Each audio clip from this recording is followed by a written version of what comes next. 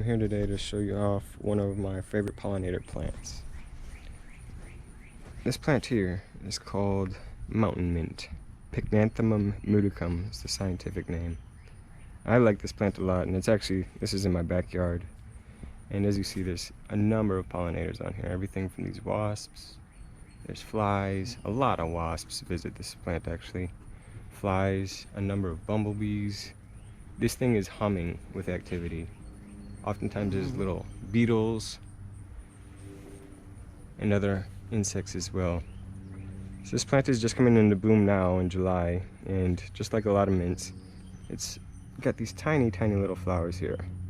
Now as you see, they look like a circle, and they'll bloom sequentially in a circle going towards the center of that flower head there. And so this will bloom basically until the fall, and so these insects will be on this flower throughout the season. And what we have though is these dark green leaves at the base here, and at the top here we have this whitish color leaf. It's called a bract, and it's just kind of to attract the insects to the flowers themselves, which are quite small and not that showy. So the bract actually has this white fuzz on it, which gives it the color, and it's very soft compared to the lower down leaves below. Like all mints, it has a square stem, so that's a good way to differentiate it, and it has a very strong minty smell. It doesn't grow via stolons quite as crazily like a lot of mints, and it's quite easy to maintain this. All you have to do basically is chop the runners back, maybe once in the spring and then another time in the fall, just to kind of keep it in shape.